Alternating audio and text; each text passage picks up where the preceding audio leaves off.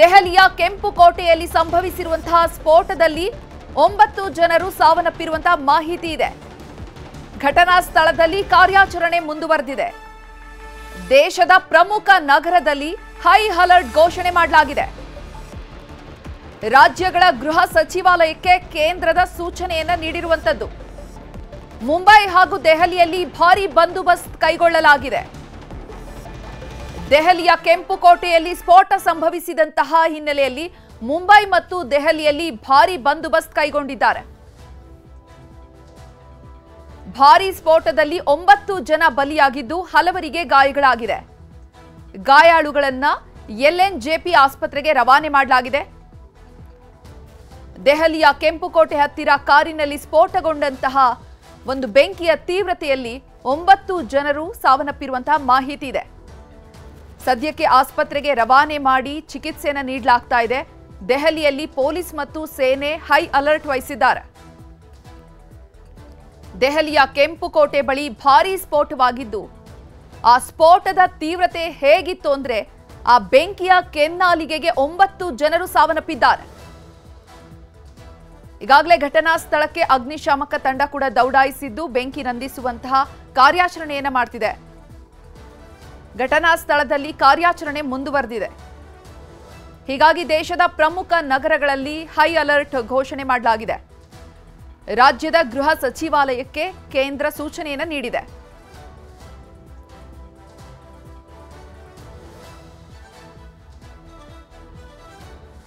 ಇನ್ನು ಈ ಬಗ್ಗೆ ಹೆಚ್ಚಿನ ಮಾಹಿತಿಯನ್ನು ನೀಡೋದಕ್ಕೆ ನಮ್ಮ ನ್ಯೂಸ್ ಎಡಿಟರ್ ಆಗಿರುವಂತಹ ರಾಘವೇಂದ್ರ ಗುಡಿ ಲೈವ್ ಅಲ್ಲಿ ಜಾಯಿನ್ ಆಗ್ತಿದ್ದಾರೆ. ರಾಘವೇಂದ್ರ ಗುಡಿ, ಏನೆಲ್ಲ ಅಪ್ಡೇಟ್ ಸಿಗ್ತಾ ಇದೆ ಸದ್ಯಕ್ಕೆ ದೆಹಲಿ ಸ್ಫೋಟಕ್ಕೆ ಸಂಬಂಧಪಟ್ಟಂತೆ?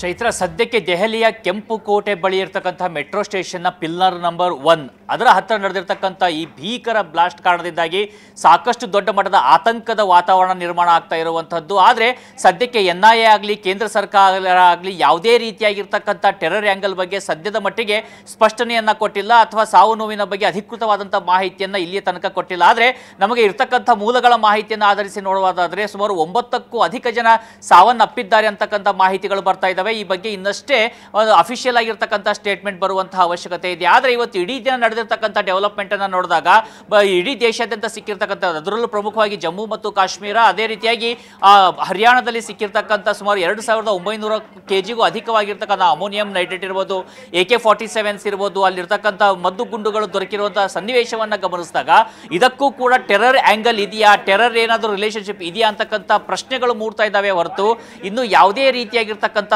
ಸ್ಪಷ್ಟನೆಗಳಂತೂ ಸದ್ಯದ ಮಟ್ಟಿಗೆ ದೊರಕ್ತಾ ಇಲ್ಲ. ಆದರೆ ಇವತ್ತಿನ ಘಟನೆಯನ್ನ ನಾವು ಸ್ಪೆಸಿಫಿಕ್ ಆಗಿ ನೋಡೋದಾದ್ರೆ ಸಂಜೆ ಸರಿಸುಮಾರಾಗಿ 6:40 ಅವಧಿಯಲ್ಲಿ ಒಂದು ಎಕೋ ವಾಹನದಲ್ಲಿ ಸ್ಫೋಟವಾಗುತ್ತೆ.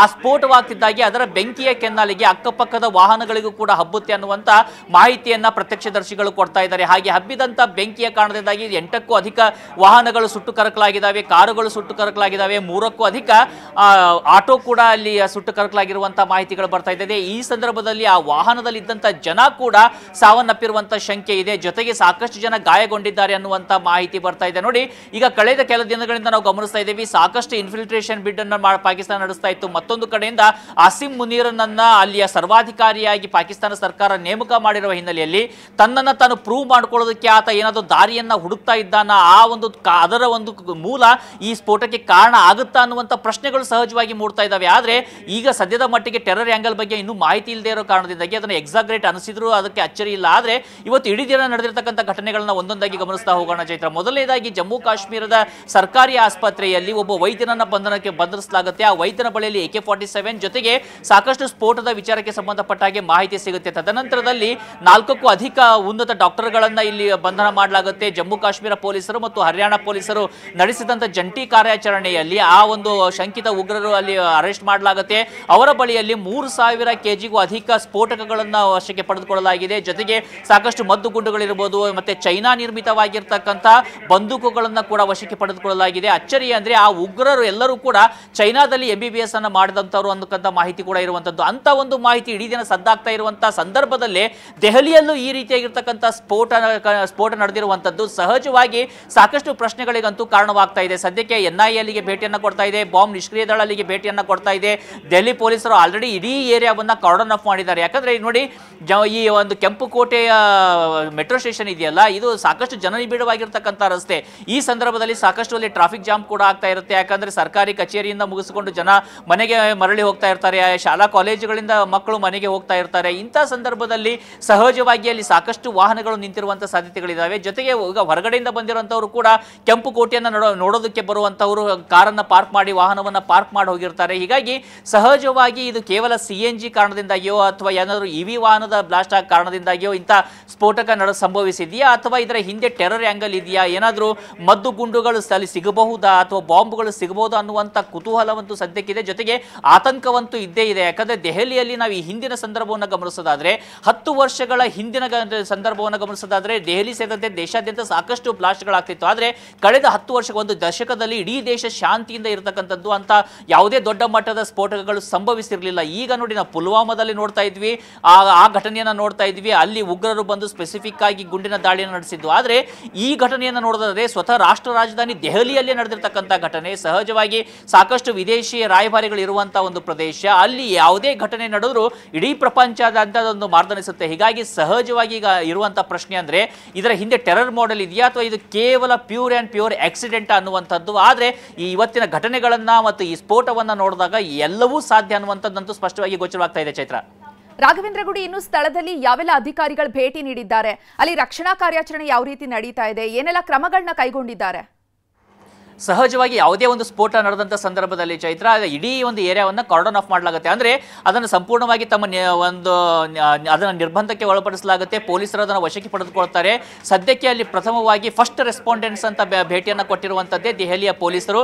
ದೆಹಲಿ ಪೊಲೀಸ್ ಉನ್ನತ ಅಧಿಕಾರಿಗಳು ಕೂಡ ಅಲ್ಲಿಗೆ ಭೇಟಿಯನ್ನು ಕೊಟ್ಟಿದ್ದಾರೆ. ಇಡೀ ಏರಿಯಾವನ್ನು ಕಾರ್ಡನ್ ಆಫ್ ಮಾಡಿ ಯಾರೂ ಕೂಡ ಒಳಗಡೆ ಬರಬಾರ್ದು, ಆ ರೀತಿಯಾದಂಥ ಒಂದು ಭದ್ರತೆಯನ್ನು ನೀಡಿರುವಂಥದ್ದು. ಜೊತೆಗೆ ಇನ್ನು ಮುಂಬರುವ ಹಂತದಲ್ಲಿ ಅದರ ಬೇರೆ ಬೇರೆ ರೀತಿಯಾದಂಥ ತನಿಖೆಯನ್ನು ಮಾಡಬೇಕಾಗುತ್ತೆ. ಅಂದರೆ ಇದು CNG ಆಕ್ಸಿಡೆಂಟ್ ಆಗಿರುವಂತದ್ದು ಅಥವಾ ಗ್ಯಾಸ್ ಲೀಕ್ ಆಗಿದೆಯಾ ಅಥವಾ ಅಲ್ಲಿ ಏನಾದರೂ ಈ ಸ್ಫೋಟಕಗಳ ಚೂರುಗಳು ಸಿಗಬಹುದಾ, RDX ಇದೆಯಾ, ಅಮೋನಿಯಂ ನೈಟ್ರೇಟ್ ಸಿಗಬಹುದಾ, ಹೀಗೆ ಸಹಜವಾದಂಥ ಪ್ರಶ್ನೆಗಳು ಇರ್ತಾವಲ್ಲ. ಇದು ಎಲ್ಲದಕ್ಕೂ ಉತ್ತರ ಕಂಡುಕೊಳ್ಳೋದಕ್ಕಾಗಿ ನಮ್ಮ ನ್ಯಾಷನಲ್ ಇನ್ವೆಸ್ಟಿಗೇಷನ್ ಏಜೆನ್ಸಿ ಅಧಿಕಾರಿಗಳು ಅಲ್ಲಿಗೆ ಭೇಟಿಯನ್ನು ಕೊಡ್ತಿದ್ದಾರೆ. ಜೊತೆಗೆ ಅಲ್ಲಿ ಬಾಂಬ್ ನಿಷ್ಕ್ರಿಯ ದಳ ಕೂಡ ಭೇಟಿಯನ್ನು ಕೊಡುವಂಥ ಸಾಧ್ಯತೆ ಇದೆ. ಒಂದು ವೇಳೆ ಏನಾದರೂ ಅದು ಸ್ಫೋಟವೇ ಆಗಿದ್ರೆ ಬೇರೆ ಎಲ್ಲಾದರೂ ಕೂಡ ಈ ರೀತಿಯಾದ ಸ್ಫೋಟಕಗಳನ್ನು ಅಳವಡಿಸಿ ಇಟ್ಟಿದ್ದಾರಾ ಅನ್ನುವಂಥ ಪ್ರಶ್ನೆಗಳು ಕೂಡ ಸಹಜವಾಗಿ ಮೂಡುತ್ತೆ. ಆ ಕಾರಣದಿಂದಾಗಿ ಅಲ್ಲಿಗೆ NIA ಅಧಿಕಾರಿಗಳು, ಬಾಂಬ್ ನಿಷ್ಕ್ರಿಯ ದಳ ಅಧಿಕಾರಿಗಳು ಅಗತ್ಯ ಬಿದ್ದಂಥ ಸಂದರ್ಭದಲ್ಲಿ ಆಂಟಿ ಟೆರರಿಸಂ ಸ್ಕ್ವಾಡ್ ಕೂಡ ಬರುವಂತ ಸಾಧ್ಯತೆ ಇರುತ್ತೆ. ಜೊತೆಗೆ ಫಾರೆನ್ಸಿಕ್ ಅಧಿಕಾರಿಗಳು ಕೂಡ ಬರ್ತಾರೆ. ಅಲ್ಲಿರ್ತಕ್ಕಂಥ ಒಂದು ಅಂಶಗಳನ್ನ, ಅಲ್ಲಿರ್ತಕ್ಕಂಥ ಸಾಕ್ಷ್ಯಾಧಾರಗಳನ್ನ ಕಲೆ ಹಾಕುವಂತ ಪ್ರಯತ್ನಗಳನ್ನ ಕೂಡ ಮಾಡಲಾಗುತ್ತೆ. ಅಂದ್ರೆ ಅಲ್ಲಿ ಸ್ಫೋಟಕ ನಡೆದಿದ್ದೇ ಆದ್ರೆ ಆ ಸ್ಫೋಟಕಕ್ಕೆ ಪ್ರಮುಖ ಕಾರಣ ಏನು ಅನ್ನುವಂಥದ್ದು ಮೇಲ್ನೋಟಕ್ಕೆ ಯಾವ ರೀತಿಯಾದಂತಹ ಎಕ್ಸ್ಪರ್ಟ್ಗಳು ಅದನ್ನ ಪತ್ತೆ ಮಾಡ್ತಾರೆ ಅನ್ನುವಂಥದ್ದು ಕೂಡ ಇಲ್ಲಿ ಪ್ರಮುಖವಾದಂತಹ ಪ್ರಶ್ನೆ. ಹೀಗಾಗಿ ಸಹಜವಾಗಿ ಟೆರರ್ ಆಂಗಲ್ ಹೌದಾ ಅಥವಾ ಅಲ್ಲ ಅನ್ನೋದಕ್ಕೆ ಅಲ್ಲಿ ಯಾವ ರೀತಿಯಾದಂತಹ ಸ್ಫೋಟ ನಡೆದಿದೆ ಅನ್ನುವಂಥದ್ದು ಕೂಡ ಮುಖ್ಯ ಆಗುತ್ತೆ. ಜೊತೆಗೆ ಈಗ ಹೋಮ್ ಮಿನಿಸ್ಟರ್ ಆಗಿರ್ತಕ್ಕಂಥ ಅಮಿತ್ ಶಾ ಅವರು ಕೂಡ ಉನ್ನತ ಮಟ್ಟದ ಸಭೆಯನ್ನು ಕರೆಯುವಂತ ಸಾಧ್ಯತೆ ಇದೆ. ಜೊತೆಗೆ ಸಾಕಷ್ಟು ಮಾಹಿತಿಯನ್ನ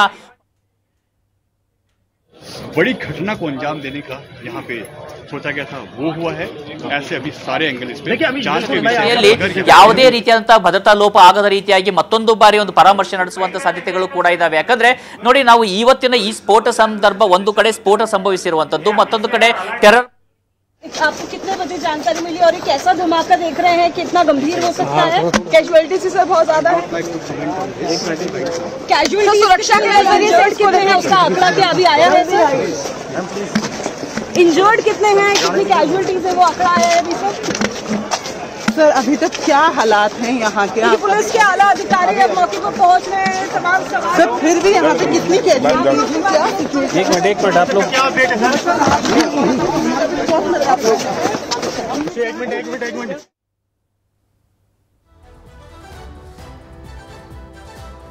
ದೆಹಲಿಯಲ್ಲಿ ಭಾರೀ ಸ್ಫೋಟ ಸಂಭವಿಸಿದೆ. 9 ಮಂದಿ ಸಾವನ್ನಪ್ಪಿದ್ದು ಹಲವಾರು ಮಂದಿ ಗಾಯಗೊಂಡಿರುವಂತಹ ಮಾಹಿತಿ ಲಭ್ಯವಾಗ್ತಾ ಇದೆ. ನಮ್ಮ ನ್ಯೂಸ್ ಎಡಿಟರ್ ರಾಘವೇಂದ್ರ ಗುಡಿ ಮಾಹಿತಿಯನ್ನು ನೀಡ್ತಾ ಇದ್ರು. ರಾಘವೇಂದ್ರ ಗುಡಿ, ಇನ್ನು ಆ ಸ್ಥಳದಲ್ಲಿ ಹೆಚ್ಚಿನ ಸಂಖ್ಯೆಯೇ ಸೇರ್ತಾ ಇದ್ದಾರೆ. ಅಲ್ಲಿ ಭದ್ರತಾ ದೃಷ್ಟಿಯಿಂದ ಏನೆಲ್ಲ ಕ್ರಮಗಳನ್ನ ಕೈಗೊಂಡಿದ್ದಾರೆ? ಹೆಚ್ಚಾಗೋ ಸಾಧ್ಯತೆ ಏನಾದರೂ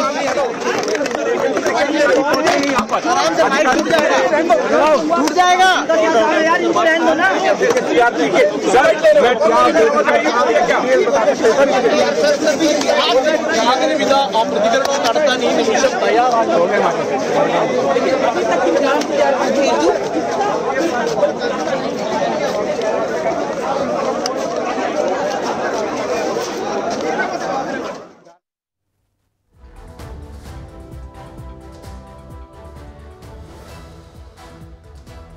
सर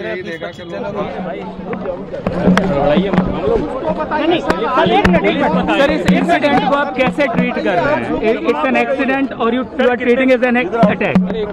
अभी let me find out what जी सर, अभी आप इस घटना को किस तरीके से ट्रीट कर रहे हैं सर?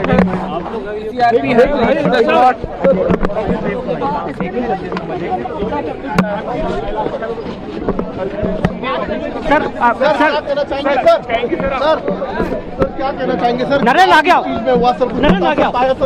सर, एक बेसिक इन्फॉर्मेशन ताकि अफवाह न उड़े, इतना आप जानकारी दे दीजिए क्या आखिर में मिला, इतना बता दीजिए। एक मिनट पहले हमको देखने दीजिए, आप अभी मत। It's too early to say anything, बाद में बताएंगे आपको, है ना? It's too early to say anything. But फिर भी सर कितनी कैजुअलिटी हुई है सर? किशोर सर कितनी कैजुअलिटी हुई है? कुछ बेसिक आप इतना जो अफवाह ना उड़े। अभी कुछ नहीं है, अभी I am just going to the site, you people are in between, I don't have any idea. कितना इंजरी? अरे भाई हम नहीं सर, क्या हुआ एक्चुअली, क्या हुआ सर? एक मिनट प्लीज, थोड़ा स्पीड दे दो, थोड़ा स्पीड दे दो।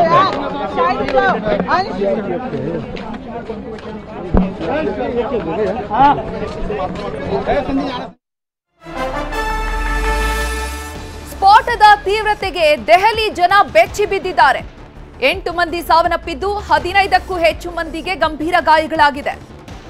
ಘಟನಾ ಸ್ಥಳದಲ್ಲಿ ಬಾಂಬ್ ಸ್ಕ್ವಾಡ್ ಬೀಡು ಬಿಟ್ಟಿದೆ.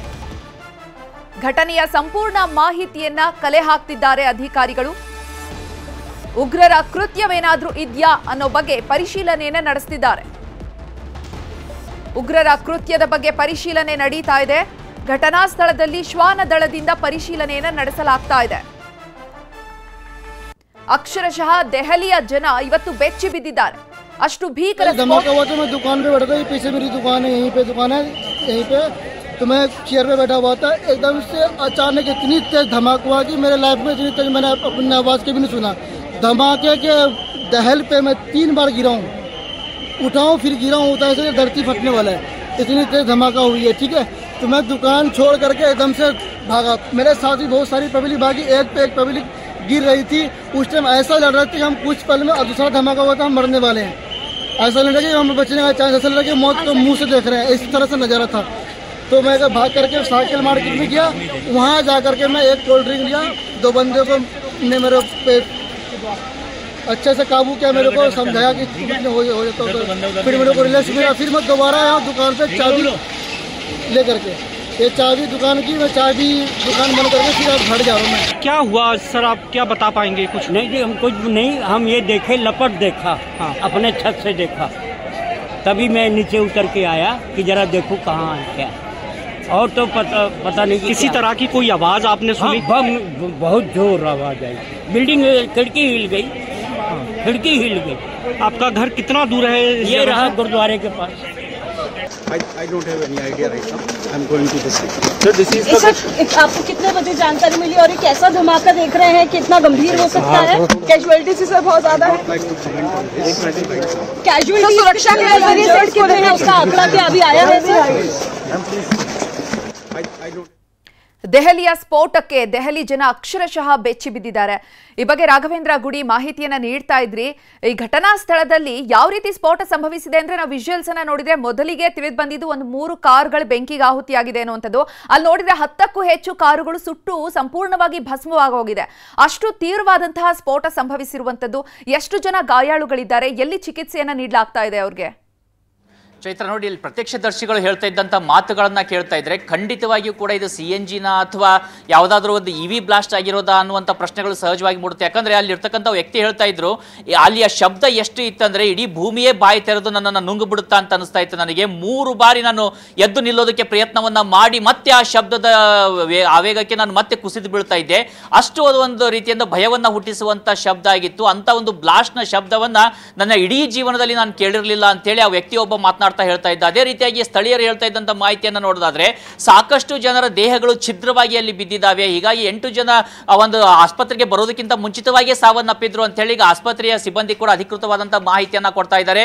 ಅಂದ್ರೆ ಆ ಬ್ಲಾಸ್ಟ್ ಆದಂತಹ ಸ್ಫೋಟದ ತೀವ್ರತೆಯನ್ನ ನಾವು ಇಲ್ಲಿ ಗಮನಿಸಬಹುದಾಗಿದೆ. ಎಷ್ಟು ದೊಡ್ಡ ಮಟ್ಟದ ಸ್ಫೋಟ ಇದಾಗಿರಬಹುದು ಅಂತ ಹೇಳಿ. ಇನ್ನು ಕೆಲವು ಪ್ರತ್ಯಕ್ಷದರ್ಶಿಗಳು ಹೇಳ್ತಾ ಇರುವಂತಹ ಮಾಹಿತಿಯನ್ನ ನೋಡೋದಾದ್ರೆ ಆ ಕಾರಿನ ಅಥವಾ ವಾಹನದ ಸ್ಪೇರ್ ಪಾರ್ಟ್ಸ್ ಏನಿರ್ತವೆ ಅವು 150 ಫೀಟ್ಗೂ ಅಧಿಕ ದೂರವಾಗಿ ಬಂದು ಬಿದ್ದಿದ್ದಾವೆ ಅನ್ನುವಂಥ ಮಾಹಿತಿಗಳು ಕೂಡ ಬರ್ತಾ ಇದ್ದಾವೆ. ಹೀಗಾಗಿ ಸಹಜವಾಗಿ ಇಲ್ಲಿ ಯಾವುದೇ ರೀತಿಯಾಗಿರ್ತಕ್ಕಂತಹ ಟೆರರ್ ಆಂಗಲ್ ಅನ್ನ ತೆಗೆದು ಹಾಕೋ ಹಾಗೆ ಇಲ್ಲ. ಯಾಕಂದ್ರೆ ದೆಹಲಿಯಲ್ಲಿ ಕಾರ್ ಬಾಂಬ್ ಬ್ಲಾಸ್ಟ್ ಆಗಿದ್ದಂಥದ್ದು ಪ್ರಥಮವಾದಂತಹ ಸನ್ನಿವೇಶ ಅಲ್ಲ ಇದು. ಈ ಹಿಂದೆ ಕೂಡ ಸಾಕಷ್ಟು ಬಾರಿ ಉಗ್ರರು ಈ ರೀತಿಯಾದಂತಹ ಕೃತ್ಯವನ್ನ ಅಲ್ಲಿ ಎಸಗಿರುವಂತಹ ಉದಾಹರಣೆಗಳು ಇನ್ನೂ ಜೀವಂತವಾಗಿರೋ ಕಾರಣದಿಂದಾಗಿ ಸಹಜವಾಗಿ ಟೆರರ್ ಆಂಗಲ್ ಬಗ್ಗೆ ಸಂಪೂರ್ಣವಾದಂತಹ ತನಿಖೆಯನ್ನ ನಡೆಸಲಾಗುತ್ತೆ. ಅಲ್ಲಿ ಭೇಟಿಯನ್ನ ಕೊಟ್ಟಂತ ಪೊಲೀಸ್ ಅಧಿಕಾರಿಗಳು ಕೂಡ ಅದನ್ನೇ ಹೇಳ್ತಾ ಇದ್ರು. ನಾವೀಗ ಅಲ್ಲಿ ಬಂದಿದ್ದೀವಿ, ತನಿಖೆಯನ್ನ ನಡೆಸ್ತೀವಿ, ಈಗಲೇ ಯಾವುದೇ ರೀತಿಯಾಗಿರ್ತಕ್ಕಂಥ ಹೇಳಿಕೆಯನ್ನ ಕೊಡೋದಕ್ಕೆ ಸಾಧ್ಯ ಇಲ್ಲ ಅಂತ. ಅಂದ್ರೆ ಇದು CNG ಬ್ಲಾಸ್ಟ್ ಆಗಿದ್ದ ಅಥವಾ ಟೆರರ್ ಆಂಗಲ್ ಇದೆಯಾ, ಇದು ಬಾಂಬ್ ಬ್ಲಾಸ್ಟ್ ಆಗಿತ್ತ ಅನ್ನೋದನ್ನ ನಾವು ಹೇಳೋದಕ್ಕೆ ಸಾಧ್ಯ ಇಲ್ಲ ಅಂತೇಳಿ ಪೊಲೀಸ್ ಅಧಿಕಾರಿಗಳು ಕೂಡ ಒಂದು ಮಾಹಿತಿಯನ್ನ ಕೊಡ್ತಾ ಇದ್ದಾರೆ. ಈಗ ಅಲ್ಲಿಗೆ NIA ಬರ್ತಾ ಇದೆ, ನ್ಯಾಷನಲ್ ಇನ್ವೆಸ್ಟಿಗೇಷನ್ ಏಜೆನ್ಸಿ ಬರ್ತಾ ಇದೆ, ನ್ಯಾಷನಲ್ ಸೆಕ್ಯೂರಿಟಿ ಗಾರ್ಡ್ಸ್ ಬರ್ತಾ ಇದೆ, NSG ಕಮಾಂಡೋಗಳು ಕೂಡ ಆ ಒಂದು ಸ್ಥಳಕ್ಕೆ ಈಗ ಬರ್ತಾ ಇದ್ದಾರೆ. ಹೀಗಾಗಿ ಸಹಜವಾಗಿ ಪೊಲೀಸ್ ಅಧಿಕಾರಿಗಳು ಏನಾದರೂ ಅಲ್ಲಿಯ ಒಂದು ತೀವ್ರತೆಯ ಬಗ್ಗೆ ಆಲ್ರೆಡಿ ಮಾಹಿತಿಯನ್ನು ಕೊಟ್ಟರೆ ಪ್ಯಾನಿಕ್ ಸಿಚುವೇಶನ್ ಕ್ರಿಯೇಟ್ ಆಗ್ಬೋದು ಅನ್ನುವ ಕಾರಣದಿಂದಾಗಿ ಕೂಡ ಮಾಹಿತಿಯನ್ನು ಹಿಡಿದಿಟ್ಟಿರುವಂತಹ ಸಾಧ್ಯತೆಗಳು ಕೂಡ ಕಂಡು ಬರ್ತಾ ಇದಾವೆ. ಯಾಕಂದ್ರೆ ಈ ಬಾಂಬ್ ಬ್ಲಾಸ್ಟ್ ಅಥವಾ ಈ ಬ್ಲಾಸ್ಟ್ ಏನಿದೆ, ನಾವು ಈ ಬಾಂಬ್ ಬ್ಲಾಸ್ಟ್ ಅಂತ ಮೇಲ್ನೋಟಕ್ಕೆ ಅನಿಸ್ತಾ ಇದ್ರು ಕೂಡ ಅಧಿಕೃತವಾದಂತಹ ಮಾಹಿತಿ ಇಲ್ಲ. ಹೀಗಾಗಿ ಅದನ್ನ ಬಾಂಬ್ ಬ್ಲಾಸ್ಟ್ ಅಂತ ಹೇಳೋದಕ್ಕೆ ಸಾಧ್ಯ ಇಲ್ಲ. ಬದಲಿಗೆ ಅಲ್ಲಿ ಸ್ಫೋಟವಂತೂ ಆಗಿದೆ, ಬ್ಲಾಸ್ಟ್ ಆಗಿದೆ.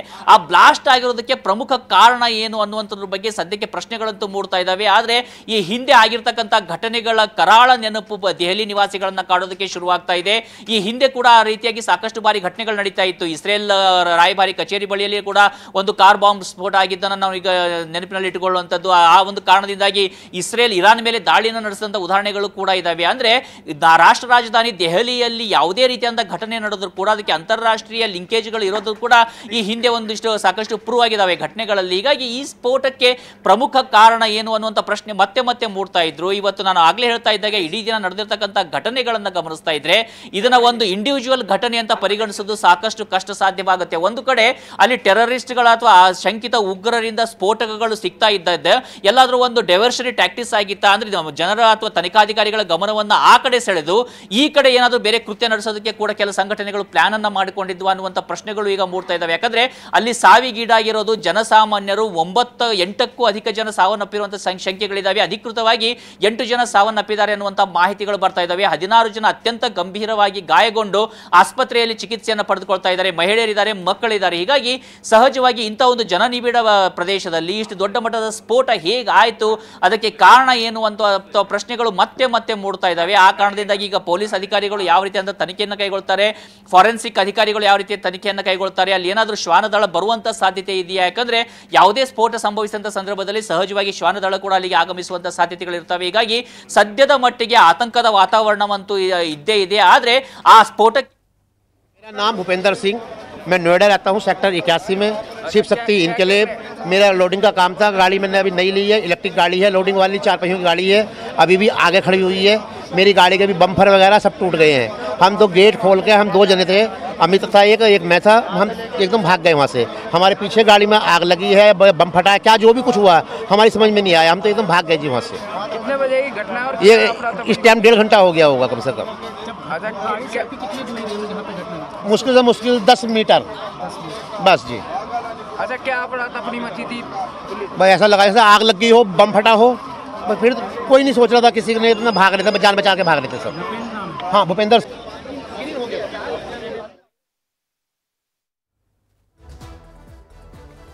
ಈಗಾಗಲೇ ಸ್ಥಳಕ್ಕೆ ಬಾಂಬ್ ನಿಷ್ಕ್ರಿಯ ದಳ ಇರಬಹುದು, ಶ್ವಾನ ದಳ ಇರಬಹುದು, NDRF ಇರಬಹುದು, ಪ್ರತಿಯೊಂದು ಒಂದು ಅಧಿಕಾರಿಗಳು ಕೂಡ ಈಗ ಭೇಟಿಯನ್ನು ನೀಡ್ತಿದ್ದಾರೆ. ಪ್ರತಿಯೊಂದು ತಂಡವೂ ಕೂಡ ಸ್ಥಳಕ್ಕೆ ತೆರಳಿ ಪರಿಶೀಲನೆಯನ್ನು ನಡೆಸ್ತಿದ್ದಾರೆ. ಈ ಭಾರೀ ಸ್ಫೋಟಕ್ಕೆ ಏನು ಕಾರಣ ಇರಬಹುದು ಅಂತ ನಮ್ಮ ನ್ಯೂಸ್ ಎಡಿಟರ್ ರಾಘವೇಂದ್ರ ಗುಡಿ ಮಾಹಿತಿಯನ್ನು ನೀಡ್ತಾ ಇದ್ರು.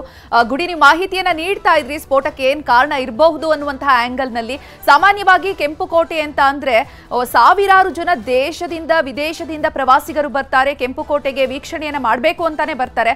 ಎಷ್ಟು ದೂರದಲ್ಲಿ ಈ ಒಂದು ಸ್ಫೋಟ ಸಂಭವಿಸಿರುವಂತದ್ದು? ಸಾಮಾನ್ಯವಾಗಿ ಅಲ್ಲಿ ಒಂದು 5 ಕಿಲೋಮೀಟರ್ ಒಳಗಡೆ ಹೋಗಬೇಕು ಇರಬೇಕು. ಕೆಂಪುಕೋಟೆ ಹತ್ರ ಅಂದ್ರೇನೆ ಸಾಕಷ್ಟು ಭದ್ರತೆಯನ್ನ ಕೈಗೊಂಡಿರ್ತಾರೆ. ಅಷ್ಟು ಚೆಕಪ್ ಮಾಡಿ ಒಳಗಡೆ ಬಿಡುವಂತದ್ದು ಕಾರ್ಗಳನ್ನಾಗ್ಲಿ ವೆಹಿಕಲ್ಸ್ಗಳನ್ನಾಗ್ಲಿ. ಎಲ್ಲಿ ಎಷ್ಟು ದೂರದಲ್ಲಿ ಒಂದು ಸ್ಫೋಟ ಸಂಭವಿಸಿದೆ ಅಂತ? ಹೀಗಾಗಿ ಸಹಜವಾಗಿ ನೀವು ಹೇಳ್ತಾ ಇರೋದು ಅಕ್ಷರಶಃ ಸತ್ಯ ಚೈತ್ರ. ಯಾಕಂದ್ರೆ ದೆಹಲಿಯಲ್ಲಿ ಭೇಟಿಯನ್ನು ಕೊಟ್ಟಂತವರಿಗೆ ಗಮನಿಸಿರ್ತೀವಿ ನಾವು ಯಾವ ರೀತಿಯಾದಂಥ ಭದ್ರತೆ ವ್ಯವಸ್ಥೆಯಲ್ಲಿ ಇರ್ತಕ್ಕಂಥದ್ದು ಅಂತ ಹೇಳಿ. ಆದರೆ ಎಷ್ಟೇ ಭದ್ರತೆಯನ್ನ ಮಾಡ್ತಾ ಇದ್ರು ಕೂಡ ಎಲ್ಲೋ ಒಂದು ಚಿಕ್ಕ ತಪ್ಪು ಯಾರಿಂದಾದ್ರೂ ಆಯ್ತಾ ಅನ್ನುವಂಥ ಪ್ರಶ್ನೆಗಳು ಸಹಜವಾಗಿ ಮೂಡುತ್ತೆ. ಆದರೆ ಈ ಒಂದು ಸ್ಫೋಟಕ್ಕೆ ಪ್ರಮುಖವಾಗಿರ್ತಕ್ಕಂಥ ಕಾರಣ CNGನ ಅಥವಾ ಪೆಟ್ರೋಲ್ ಡೀಸೆಲ್ ಟ್ಯಾಂಕ್ ಏನಾದ್ರು ಬ್ಲಾಸ್ಟ್ ಆಗಿರುವಂಥದ್ದು, ಅಥವಾ ಅಲ್ಲಿ ಯಾರಾದರೂ ಈ ಒಂದು ಏನಾದರೂ ಸ್ಮೋಕ್ ಅನ್ನ ಮಾಡೋದಕ್ಕೋಸ್ಕರ ಸಿಗರೇಟ್ ಅನ್ನ ಅಥವಾ ಬಿಡಿಯನ್ನು ಎಸೆದಿರೋದೇ ಬೆಂಕಿಗೆ ಕಾರಣವಾಯಿತಾ? ಹೀಗೆ ಸಹಜವಾಗಿ ಪ್ರಶ್ನೆಗಳು ಮೂಡ್ತವೆ. ಯಾಕಂದ್ರೆ ಇಲ್ಲಿಯವರೆಗೂ ಕೂಡ ಟೆರರ್ ಆಂಗಲ್ ಬಗ್ಗೆ ಅಧಿಕೃತವಾದಂತಹ ಮಾಹಿತಿಯನ್ನ ದೆಹಲಿ ಪೊಲೀಸರಾಗ್ಲಿ, ಕೇಂದ್ರ ಸರ್ಕಾರವಾಗ್ಲಿ, ಅಥವಾ ರಾಷ್ಟ್ರ ಹೋಮ್ ಮಿನಿಸ್ಟ್ರಿ ಆಗಲಿ ಯಾವುದೇ ರೀತಿಯಾಗಿರ್ತಕ್ಕಂಥ ಏಜೆನ್ಸಿಗಳು ಅಧಿಕೃತವಾಗಿ ಕೊಡ್ತಾ ಇಲ್ಲ. ಹೀಗಾಗಿ ಸಹಜವಾಗಿ ಪ್ರಶ್ನೆಗಳ ಮೇಲೆ ಪ್ರಶ್ನೆಗಳು ಮೂಡ್ತಾ ಇದ್ದಾವೆ. ಇಷ್ಟೊತ್ತಾಗಿದೆ ಘಟನೆಯಾಗಿ, ಯಾಕೆ ಇನ್ನೂ ಸ್ಪಷ್ಟನೆಯನ್ನ ಕೊಡ್ತಾ ಇಲ್ಲ? ಅಟ್ಲೀಸ್ಟ್ ಮೇಲ್ನೋಟಕ್ಕೆ ಎಕ್ಸ್ಪರ್ಟ್ಗಳು ಯಾರೇ ಇದ್ರು ಕೂಡ, ಅದು ಬಾಂಬ್ ಸ್ಕ್ವಾಡ್ನವ್ರು ಇರ್ಬೋದು ಅಥವಾ ಪೊಲೀಸ್ ಅಧಿಕಾರಿಗಳಿರ್ಬೋದು, ಎಕ್ಸ್ಪೀರಿಯನ್ಸ್ ಇರತಕ್ಕಂಥ ಅಧಿಕಾರಿಗಳು ಒಂದು ಸ್ಫೋಟವಾದಂಥ ಜಾಗಕ್ಕೆ ಹೋದಾಗ ಅಲ್ಲಿರುವಂಥ ಘಟನಾವಳಿಗಳನ್ನು ಗಮನಿಸಿದಾಗ ಒಂದು ಅಂದಾಜಂತೂ ಸಿಕ್ಕೇ ಸಿಗುತ್ತೆ. ಇದು ಬಾಂಬ್ ಬ್ಲಾಸ್ಟ್ ಆಗಿರುವಂತದ್ದು ಅಥವಾ ಇದು CNG ಬ್ಲಾಸ್ಟ್ ಆಗಿರುವಂತ ಘಟನೆಗಳಿಗೆ ಕಾರಣ ಆಗಿರೋದಂತದ್ದು. ಯಾವುದೇ ರೀತಿಯಾದಂಥದ್ದು ಇದ್ರೂ ಕೂಡ ಎಷ್ಟು ಬೇಗ ಮತ್ತು ಎಷ್ಟು ಸ್ಪಷ್ಟವಾದಂಥ ಮಾಹಿತಿಯನ್ನು ಅಧಿಕಾರಿಗಳು ಮತ್ತು ಅಥವಾ ಕೇಂದ್ರ ಸರ್ಕಾರ, ಗೃಹ ಇಲಾಖೆ ಕೊಡ್ತಾರೆ, ಅಷ್ಟು ಬೇಗ ಒಂದು ರೀತಿಯಿಂದ ಜನರ ಆತಂಕದ ವಾತಾವರಣ ದೂರ ಆಗುತ್ತೆ. ಒಂದು ವೇಳೆ ಇದು CNGನೋ ಅಥವಾ ಬೇರೆ ರೀತಿಯಿಂದ ಅಪಘಾತದ ಕಾರಣದಿಂದಾಗಿ ಸ್ಫೋಟ ಸಂಭವಿಸಿದ್ದು ನಿಜವೇ ಆದರೆ ಜನರಿಗೆ ಒಂದು ರೀತಿಯಿಂದ ನಿರಾಳ ಭಾವ ಮೂಡುತ್ತೆ. ಅದಕ್ಕೆ ಕಾರಣ ಏನು, ಆ ಆಕ್ಸಿಡೆಂಟ್ಗೆ ಕಾರಣ ಏನು, ಆಯಾ ಒಂದು ವೆಹಿಕಲ್ ಕಂಪನಿಗಳೇನಿದಾವೆ ಅಲ್ಲಿಯ ಇಂಜಿನಿಯರ್ಸು, ಆ ವೆಹಿಕಲ್ ಕಂಪನಿಗೆ ಸಂಬಂಧಪಟ್ಟಂತವರು ಮತ್ತು ಪೊಲೀಸರು ಸಹಜವಾಗಿ ಒಂದು ತನಿಖೆಯನ್ನು ಮಾಡೋ ಸಾಧ್ಯತೆಗಳು ದಟ್ಟವಾಗಿ ಇದ್ದೇ ಇರ್ತವೆ. ಆದರೆ ಈಗ ನಡೆದಿರ್ತಕ್ಕಂಥ ಘಟನೆಯನ್ನು ನೋಡ್ತಾ ಇದ್ರೆ 8 ಜನ ರಾಷ್ಟ್ರ ರಾಜಧಾನಿ ದೆಹಲಿಯಲ್ಲೇ ಒಂದು ಸ್ಫೋಟದ ಕಾರಣದಿಂದಾಗಿ ಸಾವನ್ನಪ್ಪಿದ್ದಾರೆ. 16ಕ್ಕೂ ಅಧಿಕ ಜನ ಗಂಭೀರವಾಗಿ ಗಾಯಗೊಂಡಿದ್ದಾರೆ.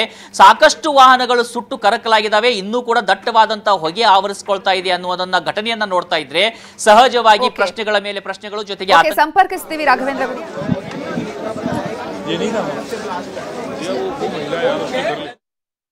वाले कृपा से जो भी है, बाकी कितने लोग मरे हैं ये नहीं पक्का नहीं पता चला अभी। बहुत तगड़ा बम बताया, कुछ सिलेंडर की इतनी तक आवाज नहीं आ रही, बम ही फटा है। हाँ जी हाँ पक्का। यहाँ कम से कम 100 से 200 लोग मौजूद थे या उससे भी ज्यादा थे, क्योंकि यहाँ भीड़ हमेशा रहती है, क्योंकि मार्केट है यहाँ पर और गुरुद्वारा भी है अंदर, तो यहाँ भीड़ हमेशा रहती है।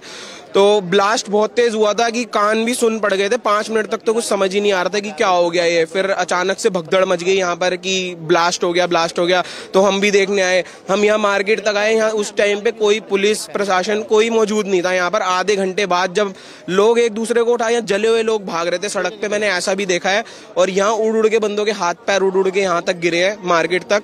और फिर मतलब कुछ देखने लायक भी नज़ारा नहीं था कि इतना ज़्यादा लोग तड़प रहे थे, मतलब देखा भी नहीं जा रहा था बिल्कुल भी। और पूरे रोड जला पड़ा है आगे, जैसा कि आप देख सकते हो सब ब्लॉक कर रखा है। लोगों की लाशें पड़ी हैं रोड पे, गाड़ियां फटी पड़ी हैं।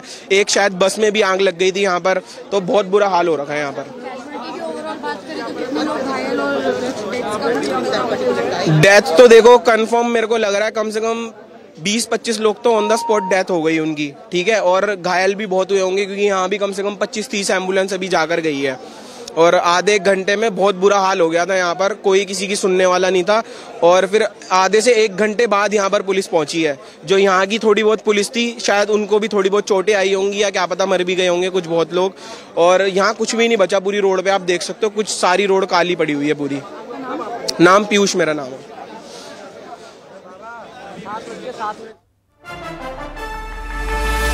ಭೀಕರ ಸ್ಫೋಟಕ್ಕೆ ದೇಹಗಳು ಛಿದ್ರವಾಗಿದೆ.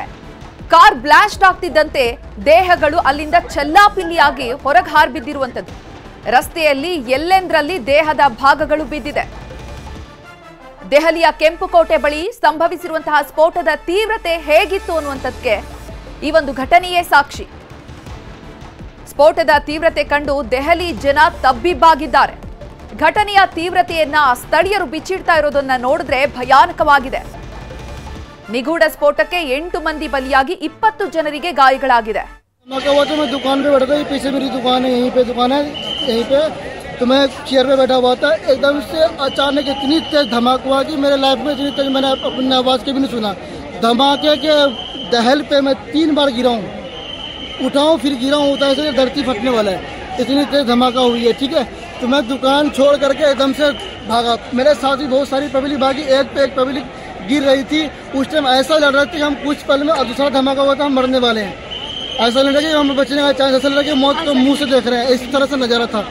तो मैं भाग करके साइकिल मार्केट में गया, वहाँ जा करके मैं एक कोल्ड ड्रिंक लिया, 2 बंदे को ने मेरे पे अच्छे से काबू किया, मेरे को समझाया कि हो जाता तो फिर मेरे को रिलैक्स मिला। फिर मैं दोबारा आया दुकान पे चाबी ले करके, ये चाबी दुकान की, मैं चाबी दुकान बंद करके फिर अब घर जा रहा हूँ मैं। क्या हुआ सर, आप क्या बता पाएंगे? कुछ नहीं जी, हम कुछ नहीं, हम ये देखे लपट देखा, हाँ अपने छत से देखा, तभी मैं नीचे उतर के आया कि जरा देखूँ कहाँ क्या, और तो पता नहीं किसी तरह की कोई आवाज़ आपने सुनी? हाँ, बहुत जोर आवाज़ आई, बिल्डिंग खिड़की हिल गई, खिड़की हिल गई।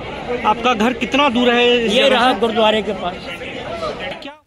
ಈ ಘಟನೆ ಬಗ್ಗೆ ಮಾಹಿತಿಯನ್ನ ನೀಡ್ತಾ ಇದ್ರು ನಮ್ಮ ನ್ಯೂಸ್ ಎಡಿಟರ್ ರಾಘವೇಂದ್ರ ಗುಡಿ ಅಲ್ಲಿಯ ಸ್ಥಳೀಯರು ಹೇಳ್ತಾ ಇರುವಂತಹ ಮಾಹಿತಿಯನ್ನ ಕೇಳ್ತಿದ್ರೆ ಭಯ ಆಗುವಂತಹ ರೀತಿಯಲ್ಲಿ ಅಷ್ಟು ಭೀಕರವಾಗಿ ಅಲ್ಲಿ ಸ್ಫೋಟ ಸಂಭವಿಸಿದೆ ಅನ್ನುವಂಥದ್ದು ಅರ್ಥ ಆಗ್ತಾ ಇದೆ. ದೇಹಗಳೇ ಛಿದ್ರವಾಗಿ ಹಾರಿ ಬೀಳುವಂತಹ ಸ್ಫೋಟ ಸಂಭವಿಸಿದೆ. ಅಂದ್ರೆ ನೀವು ಹೇಳ್ತಾ ಇದ್ರಿ ಇದು ಸಾಮಾನ್ಯವಾಗಿ ಒಂದು ಎಲೆಕ್ಟ್ರಿಕ್ ಕಾರ್ನಿಂದಾಗಿ ಸಂಭವಿಸಿರುವಂತಹ ಸ್ಫೋಟದ ರೀತಿ ಇಲ್ಲ, ಯಾಕೆಂದ್ರೆ ಅಷ್ಟು ಭೀಕರವಾಗಿದೆ. ಅದು ಕಾರ್ ಪಾರ್ಕಿಂಗ್ ಸ್ಥಳದಲ್ಲಿ ಏನಾದ್ರು ಸಂಭವಿಸಿರುವಂತಹ ಸ್ಫೋಟ ಆಗಿದ್ರೆ 10ಕ್ಕೂ ಹೆಚ್ಚು ಜನರಿಗೆ ಈ ರೀತಿಯಾಗಿ ಗಂಭೀರ ಹಾನಿಯಾಗ್ಲಿಕ್ಕೆ ಹೇಗೆ ಸಾಧ್ಯ ಆಗ್ತಾ ಇತ್ತು? ಗಾಡಿ ಮೂವ್ ಆಗುವಂತಹ ಸಂದರ್ಭದಲ್ಲಿ ಅಲ್ಲಿ ಜಾಸ್ತಿ ಜನ ಇದ್ದಂತಹ ಸಂದರ್ಭದಲ್ಲೇ ಈ ಒಂದು ಸ್ಫೋಟ ಸಂಭವಿಸಿದ್ಯಾ ಹೇಗೆ? ಚೈತ್ರ, ನಾವು ಇವತ್ತು ನಡೆದಿರುವಂತಹ ಘಟನೆಯನ್ನ ಗಮನಿಸ್ತಾ ಇದ್ರೆ ದೆಹಲಿಯ ಕೆಂಪುಕೋಟೆ ಬಳಿಯ ಮೆಟ್ರೋ ಸ್ಟೇಷನ್ನ ಗೇಟ್ ನಂಬರ್ 1 ಬಳಿಯಲ್ಲಿ ನಡೆದಿರತಕ್ಕಂಥ ಭಾರೀ ಸ್ಫೋಟ ಇದು. ಈ ಸ್ಫೋಟದ ಕಾರಣದಿಂದಾಗಿ 8 ಜನ ಸಾವನ್ನಪ್ಪಿರೋದ್ರ ಬಗ್ಗೆ ಅಧಿಕೃತವಾದಂಥ ಮಾಹಿತಿ ಬರ್ತಾ ಇದ್ರೆ, 16ಕ್ಕೂ ಅಧಿಕ ಜನ ಗಂಭೀರವಾಗಿ ಗಾಯಗೊಂಡಿದ್ದಾರೆ. ಅದರಲ್ಲಿ 3ರ ಸ್ಥಿತಿ ಚಿಂತಾಜನಕ ಆಗಿದೆ ಅನ್ನುವಂಥ ಮಾಹಿತಿ ಬರ್ತಾ ಇದೆ. ಅದರ ಬಗ್ಗೆ ಆದರೆ ಈ ಬ್ಲಾಸ್ಟ್ ನಡೆದಿರುವಂಥದ್ದಕ್ಕೆ ಪ್ರಮುಖವಾದಂಥ ಕಾರಣ ಏನು? ಇದರಲ್ಲಿ ಭಯೋತ್ಪಾದಕ ಆಂಗಲ್ ಇದೆಯಾ ಅಥವಾ ಇದೇನಾದರೂ CNG ಬ್ಲಾಸ್ಟಾ?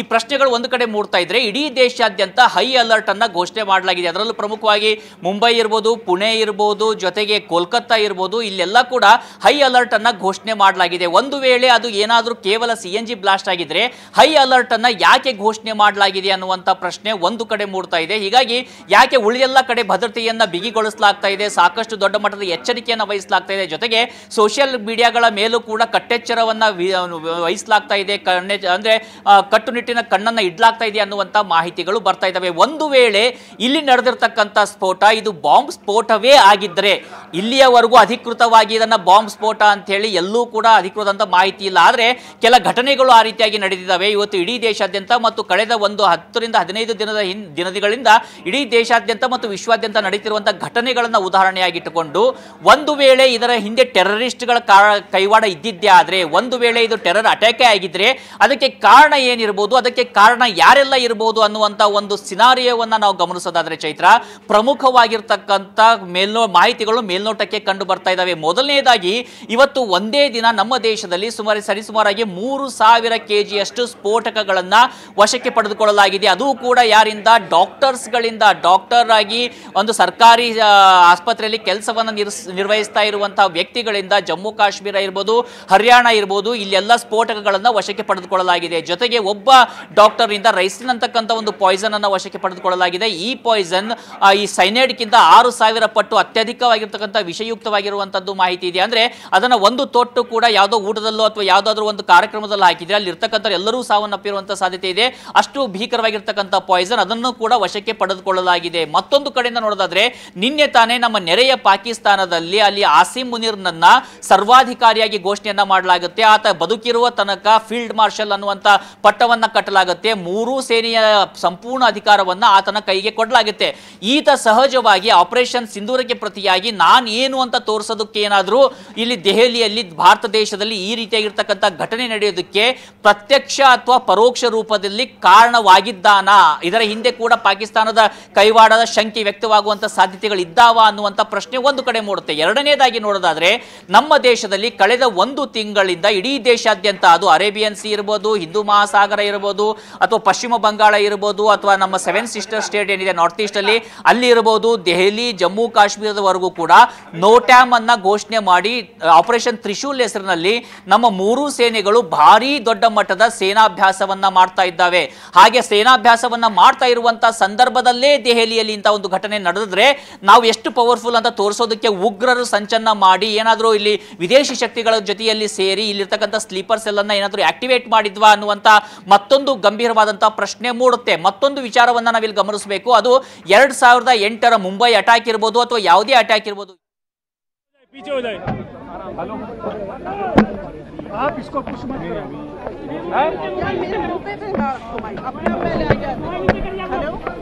मैम लाइट हुई है ऑफिशियल निहाल सर वाला लाइट हुआ है मैम ये निहाल सर वाले तुम लोग यार होल्ड करके रखना ठीक है वहाँ पे भी और इधर भी हाथ पकड़ लो आप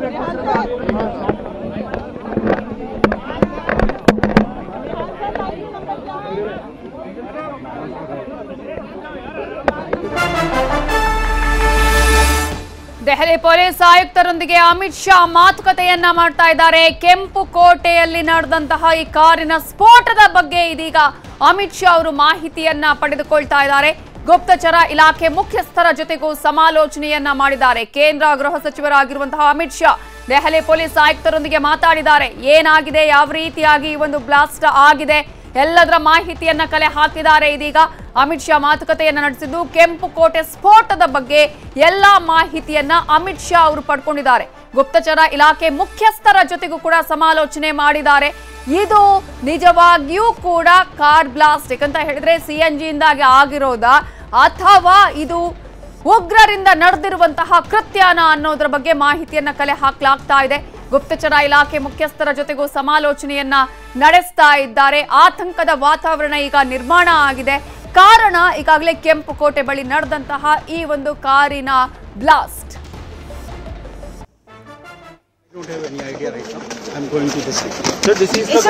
आपको कितने बजे जानकारी मिली और ये कैसा धमाका देख रहे हैं, कितना गंभीर हो सकता है?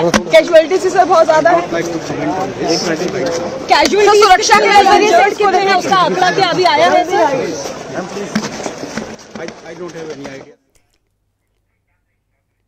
ಇದ್ರ ಬಗ್ಗೆ ಇನ್ನಷ್ಟು ಮತ್ತೆ ಅಪ್ಡೇಟ್ಸ್ ಅನ್ನ ಕೊಡ್ತಾರೆ ರಾಘವೇಂದ್ರ ಗುಡಿ. ಮತ್ತೆ ನೇರ ಸಂಪರ್ಕದಲ್ಲಿ ಜಾಯ್ನ್ ಆಗಿದ್ದಾರೆ. ರಾಘವೇಂದ್ರ ಗುಡಿ, ನೀವು ಹೇಳ್ತಾ ಇದ್ರಿ ಈ ಒಂದು ವಿಚಾರಕ್ಕೆ ಸಂಬಂಧಪಟ್ಟ ಸದ್ಯಕ್ಕೆ ಯಾವುದೇ ರೀತಿಯಾಗಿ ಯಾವ ರೀತಿಯಾಗಿ ಆಗಿದೆ ಅನ್ನೋದಂತಹ ಅಫಿಷಿಯಲ್ ಆಗಿ ಯಾರು ಕೂಡ ಹೇಳ್ತಾ ಇಲ್ಲ. ಆದ್ರೆ ಕಾರಿನಲ್ಲಿ ಆದಂತಹ ಈ ಒಂದು ಬ್ಲಾಸ್ಟ್ ನ ಇಂಟೆನ್ಸಿಟಿ ನಾವು ಗಮನಿಸಿದಂತಹ ಸಂದರ್ಭದಲ್ಲಿ ಇದನ್ನ ಯಾವ ರೀತಿಯಾಗಿ ಪರಿಗಣನೆಗೆ ತೆಗೆದುಕೊಳ್ಳಬಹುದು? ಮತ್ತೊಂದು ಕಡೆ ಈಗಾಗಲೇ ಒಂದ್ ಕಡೆ UPಯಲ್ಲಿ ಆಗಿರ್ಬೋದು, ಮುಂಬೈಲಿ ಆಗಿರ್ಬೋದು ಹೈ ಅಲರ್ಟ್ ಅನ್ನ ಮಾಡಲಾಗಿದೆ. ಸೊ ಇದರ ಬಗ್ಗೆ ಯಾವ ರೀತಿಯಾದಂತಹ ಒಂದಷ್ಟು ನಾವು ಪರಿಣಾಮಗಳನ್ನು ಗಮನಿಸಬಹುದು?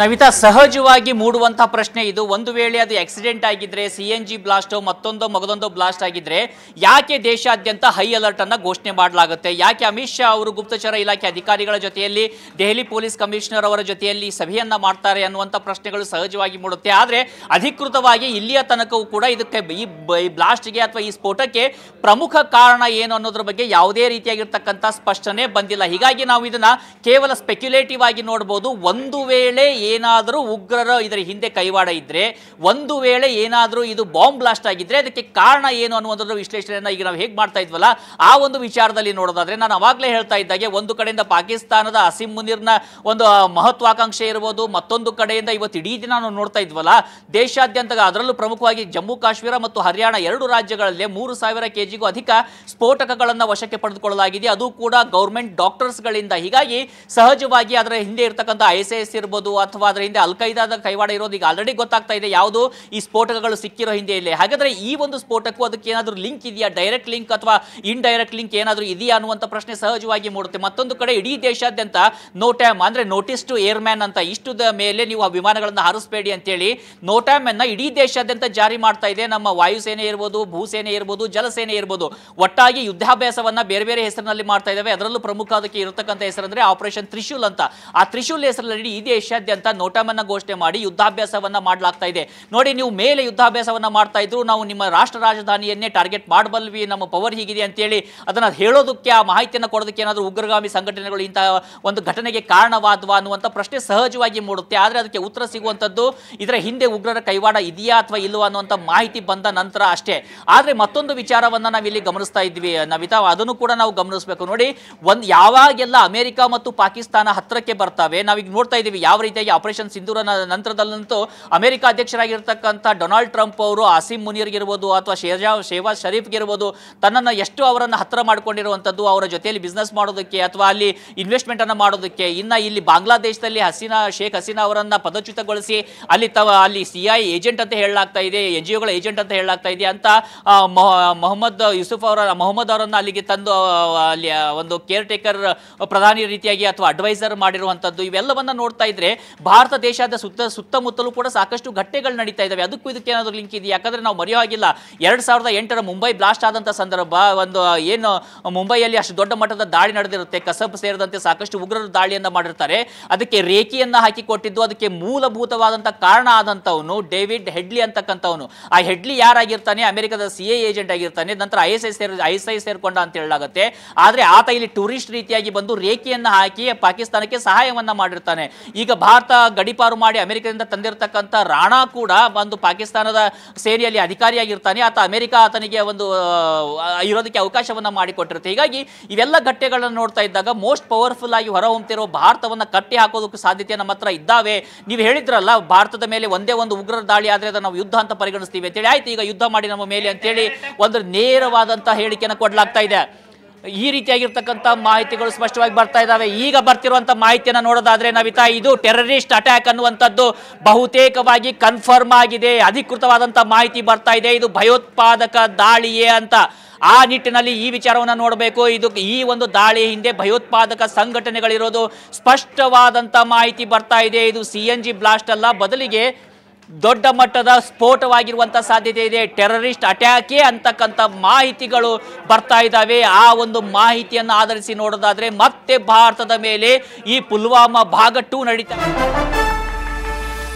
ದೆಹಲಿಯಲ್ಲಿ ನಡೆದಿದ್ದು ಉಗ್ರರ ಕೃತ್ಯ. ಯಾಕಂದ್ರೆ ಆ ದೃಶ್ಯಾವಳಿಗಳೇ ಹೇಳ್ತಾ ಇತ್ತು ಯಾವ ರೀತಿಯಾಗಿ ಅಲ್ಲಿ ಬ್ಲಾಸ್ಟ್ ಆಗಿದೆ ಅನ್ನೋದು ಕೇವಲ ಒಂದು CNG ಕಾರ್ನ ಬ್ಲಾಸ್ಟ್ ಅಲ್ಲ, ಅದರಿಂದಾಗಿ ಅಷ್ಟು ದೊಡ್ಡ ಮಟ್ಟದ ಸ್ಫೋಟ ನಡೆಯೋದಕ್ಕೆ ಸಾಧ್ಯ ಇಲ್ಲ ಅನ್ನುವಂತಹ ದೃಶ್ಯಾವಳಿಗಳೇ ಅದಕ್ಕೆ ಸಾಕ್ಷಿಯಾಗಿತ್ತು. एक्सप्लोजन हुआ है उस वक्त गाड़ी के अंदर जो पैसेंजर्स उसके अंदर ही थे और इस एक्सप्लोजन से जो है आसपास की गाड़ियों में भी क्षति हुई. जैसे ही इसकी खबर मिली हम सारी एजेंसीज जो है Delhi police, FSL, NIA, NSG उनकी टीम्स यहाँ पे आ चुकी हैं और हालात का जायजा भी ले रही है. हर तरीके से इस जो है एक्सप्लोजन के बारे में जांच की जा रही है और जल्दी ही इसका आकलन करके इसका जो भी रिजल्ट निकलेगा वो आपको बताया जाएगा. इस इंसिडेंट में कुछ लोग को इंजरीज भी आई हैं और कुछ लोगों की डेथ भी हुई है, तो वो अभी हालात का जायजा लिया जा रहा है और एग्जैक्ट फिगर्स जो हैं आपको कुछ ही देर में बता दी जाएंगी. और सिचुएशन को रेगुलरली मॉनिटर किया जा रहा है और गृह मंत्री जी भी जो है उनसे रेगुलरली उनका फ़ोन भी आया था, उनको रेगुलरली ब्रीफ किया जा रहा है और उनको टाइम टू टाइम पूरी सूचना दी जा रही है और आगे जैसे भी हालात होंगे जो भी नतीजा निकलेगा आपको बताया जाएगा. अभी इसको आकलन किया जा रहा है.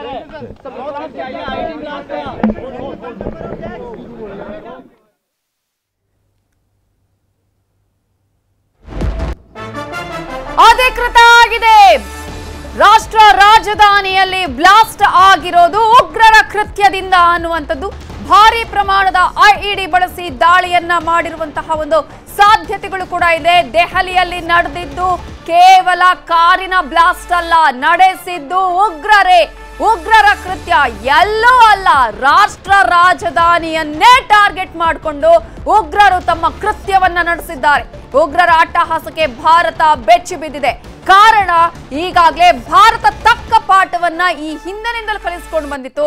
ಆದ್ರೆ ಇದೀಗ ತಾವು ನಿಮಗೆ ಸಮರ್ಥವಾಗಿ ಎದುರಾಳಿಗಳು ಅನ್ನೋದನ್ನ ಮತ್ತೆ ತೋರಿಸುವ ಕೆಲಸ ಉಗ್ರರಿಂದ ಆಗ್ತಾ ಇದೆಯಾ ಅನ್ನುವಂತಹ ರೀತಿಯಲ್ಲಿ ಇವತ್ತಿನ ಒಂದು ದಾಳಿ ಆಗಿದೆ, ಬ್ಲಾಸ್ಟ್ ಆಗಿದೆ. IED ಬಳಸಿ ದೆಹಲಿಯಲ್ಲಿ ಬ್ಲಾಸ್ಟ್ ಅನ್ನ ಮಾಡಲಾಗಿದೆ ಅನ್ನುವಂತಹ ಮಾಹಿತಿ ಸದ್ಯಕ್ಕೆ ಲಭ್ಯ ಆಗ್ತಾ ಇದೆ. ಭಾರಿ ಪ್ರಮಾಣದ IED ಬಳಸಿ ದಾಳಿಯನ್ನ ಮಾಡಿದ್ದಾರೆ. ದೃಶ್ಯಾವಳಿಗಳೇ ಹೇಳ್ತಾ ಇವೆ ಅಲ್ಲಿ ಎಷ್ಟರ ಮಟ್ಟಿಗೆ ಬ್ಲಾಸ್ಟ್ ಆಗಿದೆ ಅನ್ನುವಂಥದ್ದು.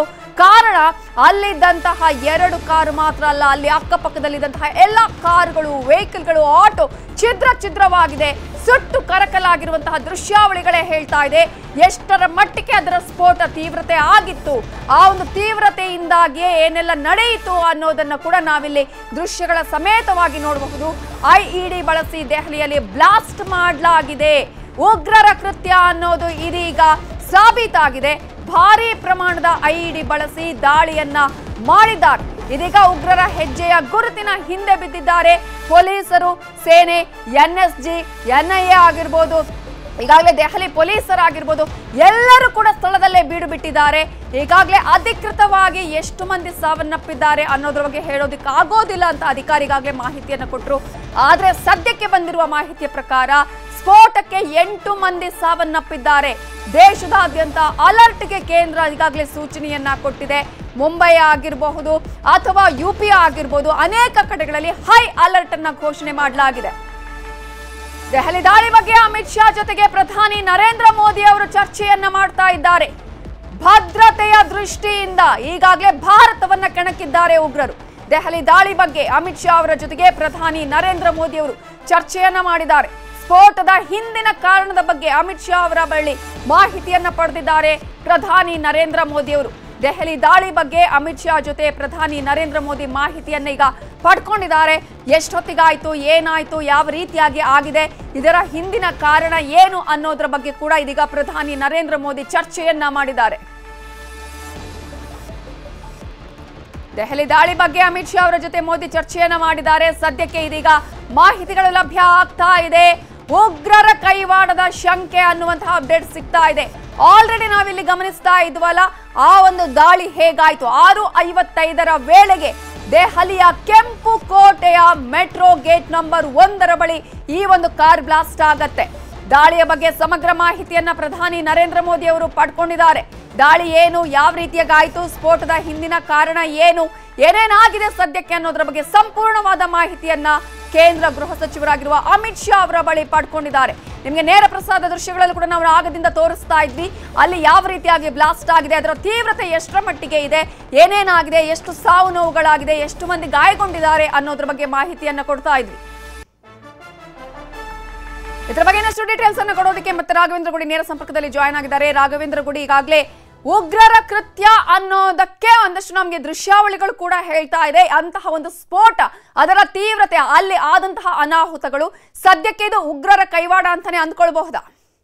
ಸದ್ಯದ ಮಟ್ಟಿಗೆ ಇರತಕ್ಕಂಥ ಮಾಹಿತಿಯನ್ನ ನೋಡೋದಾದ್ರೆ, ಅಲ್ಲಿ ನಡೆದಿರ್ತಕ್ಕಂಥ ಸ್ಫೋಟದ ವೈಖರಿಯನ್ನ ಗಮನಿಸೋದಾದ್ರೆ, ನಿಸ್ಸಂಶಯವಾಗಿ ಇದರ ಹಿಂದೆ ಉಗ್ರರ ಕೈವಾಡ ಇರುವಂತ ಸಾಧ್ಯತೆಗಳು ದಟ್ಟವಾಗಿ ಗೋಚರವಾಗ್ತಾ ಇದ್ದಾವೆ ನವಿತಾ. ಆದ್ರೆ ಇಲ್ಲಿಯ ತನಕ ಯಾವುದೇ ಉಗ್ರ ಸಂಘಟನೆ ಇದರ ಅಧಿಕೃತ ಹೊಣೆಯನ್ನಂತೂ ಇಲ್ಲಿಯ ತನಕ ಹೊತ್ತಿಲ್ಲ. ನಾವೇ ಇದನ್ನ ಮಾಡಿದ್ವಿ ಅಂತೇಳಿ ಪ್ರತಿ ಬಾರಿ ಹೇಳಿಕೊಳ್ಳುವಂತ ಉಗ್ರ ಸಂಘಟನೆಗಳು ಇನ್ನೂ ತನಕ ಈ ಬಗ್ಗೆ ಯಾವುದೇ ರೀತಿಯಾಗಿರ್ತಕ್ಕಂಥ ಮಾತುಕತೆಯನ್ನ ಆಡಿಲ್ಲ. ಹೀಗಾಗಿ ಇದರ ಹಿಂದೆ ಯಾವ ರೀತಿಯಾಗಿರ್ತಕ್ಕಂಥ ಉಗ್ರ ಸಂಘಟನೆಗಳಿದ್ದಾವೆ, ಪಾಕ್ ಪ್ರೇರಿತವಾಗಿರ್ತಕ್ಕಂಥ ಇಸ್ಲಾಮಿಕ್ ಸಂಘಟನೆಗಳಿದ್ದಾವ ಅಥವಾ ಇದರ ಹಿಂದೆ ಏನಾದರೂ ಖಲಿಸ್ತಾನಿಗಳಿದ್ದಾರಾ? ಯಾಕಂದ್ರೆ ಖಲಿಸ್ತಾನಿಗಳು ಕೂಡ ಇತ್ತೀಚಿನ ದಿನಗಳಲ್ಲಿ ಸಾಕಷ್ಟು ಆಕ್ಟಿವ್ ಆಗ್ತಾ ಇದ್ರು. ಭಾರತಕ್ಕೆ ನೇರವಾದಂಥ ಸವಾಲನ್ನ ಇದೇ ವಿದೇಶ, ಇಂಗ್ಲೆಂಡ್ ಇರ್ಬೋದು, ಆಸ್ಟ್ರೇಲಿಯಾ ಇರ್ಬೋದು, ಅಮೆರಿಕ ಇರ್ಬೋದು, ಕೆನಡಾ ಇರ್ಬೋದು, ಅಲ್ಲಿ ಕುಳಿತುಕೊಂಡು ಭಾರತಕ್ಕೆ ಧಮಕಿಯನ್ನ ಕೊಡುವಂತಹ ಪ್ರಯತ್ನವನ್ನ ಮಾಡ್ತಾ ಇದ್ರು. ನಿನ್ನೆ ಅಷ್ಟೇ ಪನ್ನು ಅಂತಕ್ಕಂಥ ಒಬ್ಬ ಹೇಡಿ ಉಗ್ರ, ಖಾಲಿಸ್ತಾನಿ ಉಗ್ರ, ನಮ್ಮ ವಿದೇಶಾಂಗ ಸಚಿವರಾಗಿರ್ತಕ್ಕಂಥ ಎಸ್ ಜೈಶಂಕರ್ ಅವರನ್ನು ಕೂಡ ನಾವು ರಾಜಕೀಯವಾಗಿ ಮುಗಿಸಬೇಕು ಅನ್ನುವಂತ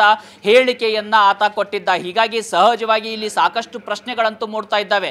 ಒಂದು ಕಡೆ ಭಾರತದ ಆರ್ಥಿಕತೆ ಗಟ್ಟಿ ಆಗ್ತಾ ಇದೆ. ಕಳೆದ ಒಂದು ದಶಕದಲ್ಲಿ ಯಾವುದೇ ರೀತಿಯಾಗಿರ್ತಕ್ಕಂಥ ಸ್ಫೋಟ ಭಾರತದ ಪ್ರಮುಖವಾಗಿರ್ತಕ್ಕಂಥ ಜಮ್ಮು ಕಾಶ್ಮೀರವನ್ನ ಹೊರತುಪಡಿಸಿ ಉಳಿದ ಪ್ರದೇಶಗಳಲ್ಲಿ ಆಗಿರಲಿಲ್ಲ. ಅಷ್ಟು ಕಟ್ಟುನಿಟ್ಟಿನ भद्रतेयन्ना आगे संपर्कದಲ್ಲಿ गुड़ी कितने ये बता पाना ट्रस्ट मी मेरे लिए अभी पॉसिबल नहीं है। मैंने अभी बस देखा वहाँ पे, मैंने अभी बात की, हमारे सीनियर से बात हुई, हमारे स्टाफ को बुलाया गया है अभी स्थिति में। अभी बहुत सारे स्टाफ को मैं नंबर नहीं बता सकता, बहुत सारे स्टाफ को बुलाया गया और हम सबको अलर्ट पे रखा गया कि कभी भी आपको कॉल आ सकता है और आपको उस हिसाब से रेडी रहना है। कितने घायल हैं बता सकते हैं? घायल तो यहाँ पे 30 से ज्यादा ही है, बाकी अभी देखते हैं कितना क्या चल रहा है। ये मैं 10 के ऊपर है, बाकी अभी मैं पता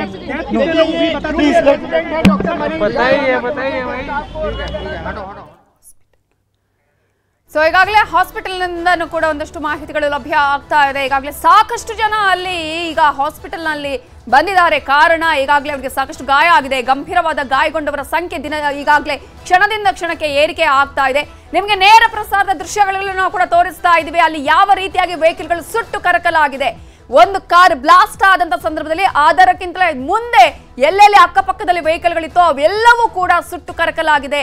ಈ ವೆಹಿಕಲ್ಗಳು ಕೆಲವು ಕಡೆಗಳಲ್ಲಿ ಛಿದ್ರ ಆಗಿದೆ. ಆ ಎಲ್ಲಾ ದೃಶ್ಯಾವಳಿಗಳೇ ಹೇಳುತ್ತೆ ಆ ಒಂದು ಸ್ಫೋಟದ ತೀವ್ರತೆ ಎಷ್ಟರ ಮಟ್ಟಿಗೆ ಇತ್ತು, ಆ ಸ್ಫೋಟ ಯಾವ ರೀತಿಯಾಗಿ ಸಂಭವಿಸಿರಬಹುದು ಅನ್ನೋದನ್ನ ನಾವಿಲ್ಲಿ ಅಂದಾಜು ಮಾಡಬಹುದು. ಇಡೀ ಪ್ರದೇಶದ ದೃಶ್ಯಗಳನ್ನ ನೀವು ಗಮನಿಸಿದ್ರೆ ಎಷ್ಟು ದೊಡ್ಡ ಮಟ್ಟದಲ್ಲಿ ಅಲ್ಲಿ ಸ್ಫೋಟ ಆಗಿದೆ ಅನ್ನೋದು ನಮಗೆ ದೃಶ್ಯಾವಳಿಗಳಲ್ಲಿ ಕೂಡ ಕಾಣಿಸ್ತಾ ಇದೆ.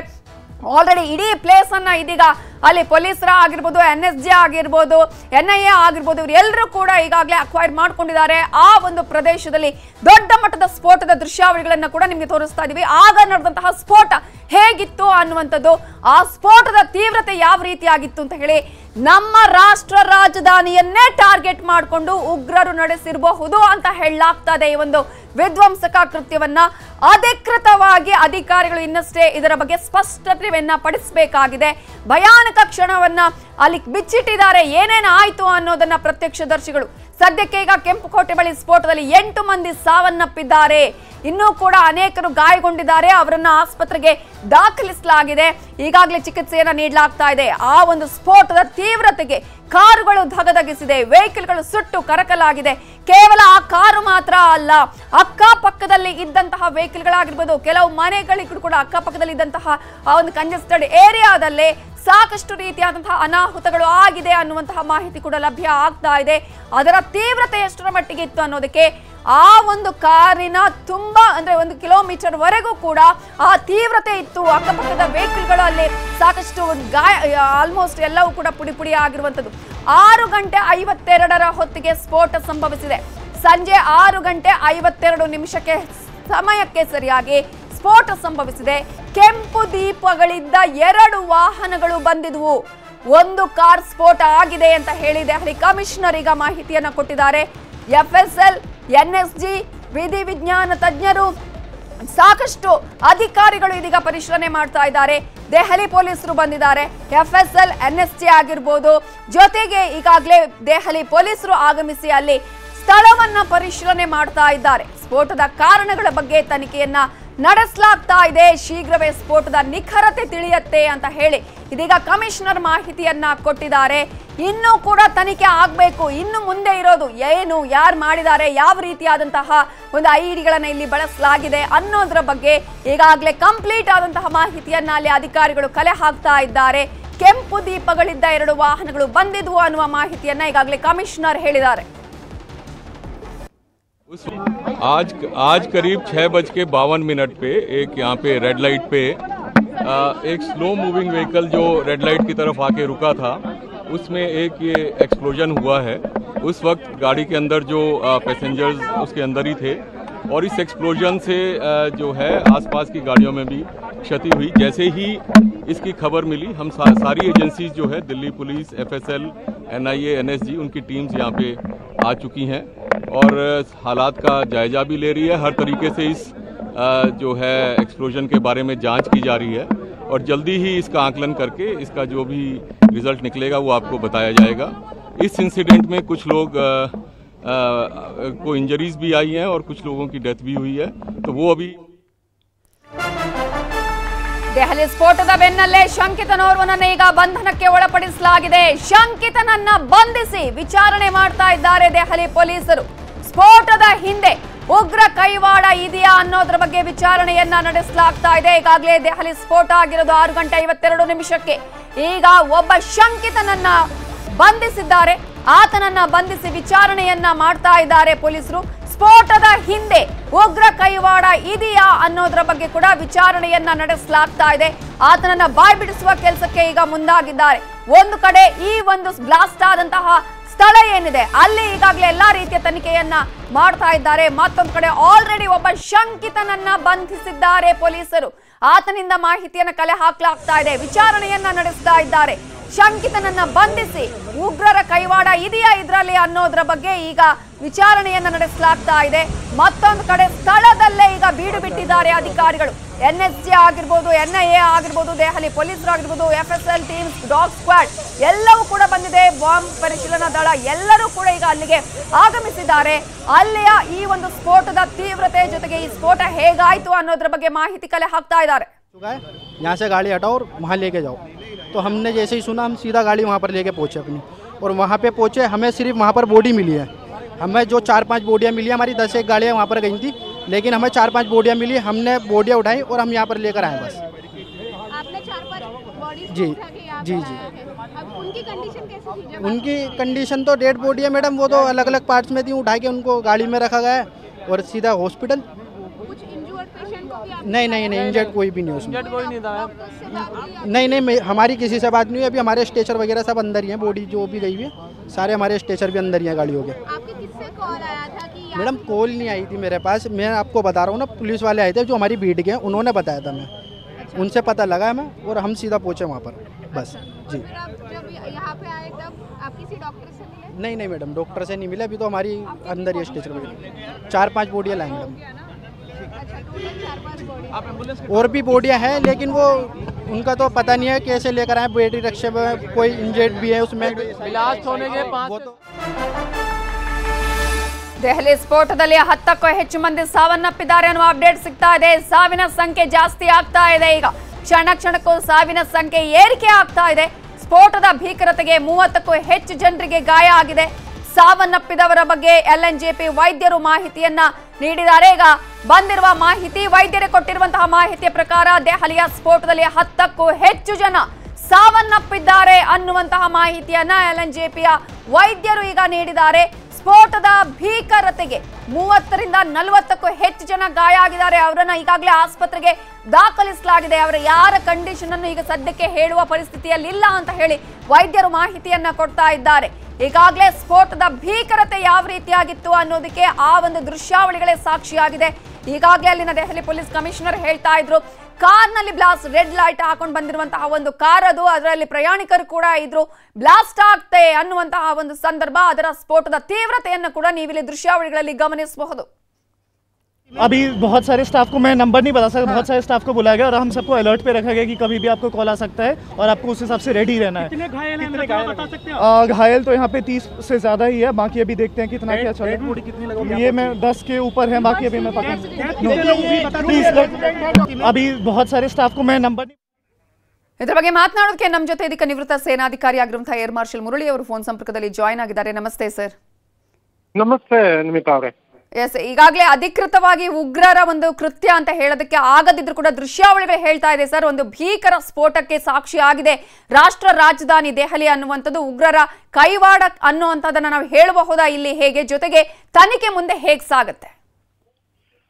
ನಿಮಿತಾ ಅವರೇ, ಈಗ ಆ ಭೀಕರತೆ ನೋಡಿದ್ರೆ ಇದನ್ನ ಬ್ಲಾಸ್ಟ್ ಇದು ಉಗ್ರರ ಕೃತ್ಯ ಅಂತ ನಾವು ಹೇಳೋದ್ರಲ್ಲಿ ಏನು ತಪ್ಪಿಲ್ಲ ಅಂತ ಅನ್ಸುತ್ತೆ. ಯಾಕೆಂದ್ರೆ ಅದೇನಾದ್ರು ಮಾರುತಿ ಈಕೋ ವ್ಯಾನು ಇದ್ರಲ್ಲಿ ಗ್ಯಾಸ್ ಸಿಲಿಂಡರ್ ಏನಾದ್ರು ಬ್ಲಾಸ್ಟ್ ಆಗಿದ್ರೆ ಈ ತರ ಇದನ್ನ ಭಯಂಕರವಾಗಿ ಅಲ್ಲಿ ಸ್ಫೋಟ ಆಗ್ತಾ ಇರ್ಲಿಲ್ಲ. ಈಗ ಗೊತ್ತಿದ್ದು ನಮ್ಗೆ ಸಿಕ್ಕಿರೋ ಮಾಹಿತಿ ಪ್ರಕಾರ ಪೂರ್ತಿಯ ಈಕೋ ವ್ಯಾನ್ ಭರ್ತಿ ಎಕ್ಸ್ಪ್ಲೋಸಿವ್ಸ್ ಇತ್ತು. ಅದರಲ್ಲಿ ಒಂದಿಬ್ರು ಡ್ರೈವರ್ಸು ಇದ್ರು. ಅದು ರೆಡ್ ಲೈಟ್ ಅಲ್ಲಿ ನಿಂತ್ಕೊಂಡು ತಕ್ಷಣ ಬ್ಲಾಸ್ಟ್ ಆಗಿದೆ. ಆ ಬ್ಲಾಸ್ಟ್ ಇಂದ ಅಲ್ಲಿ ಸುತ್ತಮುತ್ತ ಇರೋರು ಕಾರ್ಗಳು ಪೂರ್ತಿ ನಿರ್ನಾಮ ಆಗಿದೆ. ಅದಕ್ಕೆ ಇವತ್ತು ಈಗ ಬಂದಿರೋ ಸುದ್ದಿ ಪ್ರಕಾರ 10 ಜನ ಸತ್ತಿದ್ದಾರೆ. ಆಮೇಲೆ 30 ಜನ ಬಹಳ ಇದನ್ನ ಗಂಭೀರವಾಗಿ ಅವ್ರಿಗೆ ಗಾಯ ಆಗಿದೆ ಅನ್ನುವ ಮಾಹಿತಿ ಬರ್ತಾ ಇದೆ. ಅದರ ಒಂದು ವಿಷಯ ನಾವು ಗಮನಿಸಲೇಬೇಕು. ನೋಡಿ, 2-3 ದಿವಸಗಳಿಂದ ಹೇಳಿಕೆಗಳು ಬರ್ತಾನೆ ಇದೆ. POK ಇಂದ ಹೇಳಿಕೆ ಬಂದಿದೆ. ಆ ಸೈಫುಲ್ಲಾ ಅವನು ರ್ಯಾಲಿನಲ್ಲಿ ಒಂದು ಹೇಳಿಕೆ ಕೊಟ್ಟಿದ್ದಾನೆ. ಇದನ್ನ ಹಫೀಜ್ ಸಯೀದ್ ಸುಮ್ಮನೆ ಕೂತಿಲ್ಲ, ಅವರು ಒಂದು ಬಹಳ ದೊಡ್ಡ ಇದನ್ನ ಪ್ಲಾನ್ ಮಾಡ್ಕೊಂಡು ರೆಡಿ ಆಗಿದ್ದಾರೆ. ಆ ಪ್ಲಾನು ಬಾಂಗ್ಲಾದೇಶ್ ಮೂಲಕ ಇದನ್ನ ಇಂಡಿಯಾಗೆ ತಗೊಂಡ್ಬರ್ತಾರೆ ಅನ್ನೋ ಮಾತು ಅವನು ಆಡಿದ್ದಾನೆ. ಸೊ ಇವೆಲ್ಲ ಕಳೆದ 1-2 ತಿಂಗಳಿಂದ ಬಹಳ ಬೇಕಾದಷ್ಟು ಈ ತರ ಪ್ಲಾನ್ಗಳು ನಡೀತಾ ಇದೆ ಅನ್ನುವಂತಹ ಮಾಹಿತಿ ನಮ್ಮ ಇಂಟೆಲಿಜೆನ್ಸ್ಗೆ ಬಂದಿದೆ. ಸೊ ಅವೆಲ್ಲ ಒಟ್ಟಿಗೆ ಸೇರಿಸ್ಕೊಂಡು ನಾವು ನೋಡೋದಾದ್ರೆ ಈ ರೆಡ್ ಫೋರ್ಟ್ ಅಲ್ಲಿ ಆಗಿರೋ ಕೃತ್ಯ ಖಂಡಿತ ಭಯೋತ್ಪಾದಕರ ಕೃತ್ಯ ಅಂತ ಹೇಳೋದ್ರಲ್ಲಿ ಏನು ಸಂದೇಹವಿಲ್ಲ. ಸರ್ ಅಲ್ಲಿ ಯಾವ ರೀತಿಯಾಗಿ ಭದ್ರತೆ ಇರುತ್ತೆ ಸರ್? ರೆಡ್ ಫೋರ್ಟ್ ಅಲ್ಲಿ ಬಹಳ ವಿಪರೀತ ಟೈಟ್ ಸೆಕ್ಯೂರಿಟಿ ಇದೆ. ಅದು ಏನು ನೋಡಿ, ಈ ಬ್ಲಾಸ್ಟ್ ಆಗಿರೋದು metro gate number 1 metro station ಹತ್ರ ಆಗಿದೆ. ಅಲ್ಲಿ ಮೆಟ್ರೋ ಸ್ಟೇಷನ್ ಅಲ್ಲೇ ಬೇಕಾದಷ್ಟು ಇದನ್ನ ಪೊಲೀಸ್